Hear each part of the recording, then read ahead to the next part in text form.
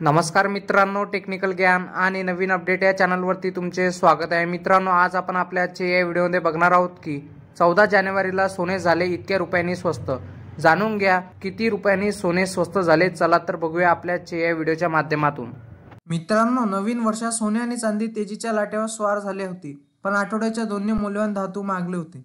18 crate, 22 crate आणि 24 crate सोन्याचा भाव जाणून घ्या काय असेल। चला तर बघूया आजच्या व्हिडिओमध्ये काय असतील किमती।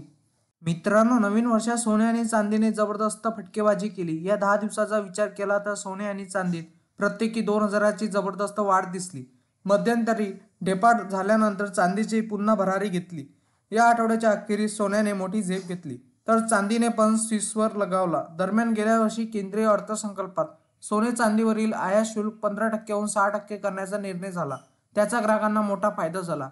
आता जीएसटी 3%हून 1 करण्याची मागणी होत आहे। तसे झाल्यास दोन्ही धातू खरेदीसाठी अतिरिक्त खर्च कमी होईल। आणि आता असा आहे सोन्या चांदीचा भाव। चला तर बघूया।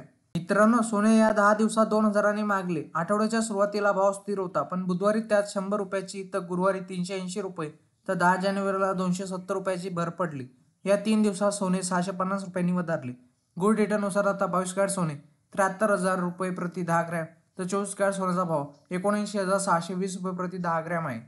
मित्रांनो, त्याचप्रमाणे चांदीने मरगळ झटकली। गेल्या आठवड्यात चांदी 2000नी मागली होती तर 1000नी स्वस्त झाली होती। या सोमवारी चांदीने 1000ची भरारी घेतली। मध्यंतरी ब्रेक घेतल्यानंतर 10 जानेवारीला रोजी चांदी 1000नी मागली होती। गोल्ड रेटनुसार आता 1 किलो चांदीचा भाव 93,500 रुपये इतका आहे।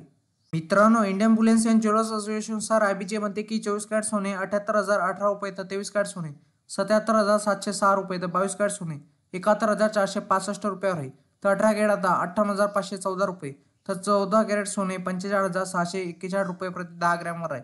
तर 1 किलो चांदीचा भाव 90,268 रुपये इतका झाला।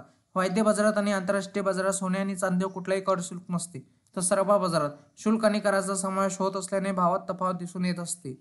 मित्रांनो, तुम्हाला असेच नवनवीन व्हिडिओ बघण्यासाठी तुम्ही आपल्या चॅनलला लाईक, शेअर अँड सबस्क्राईब करा। धन्यवाद।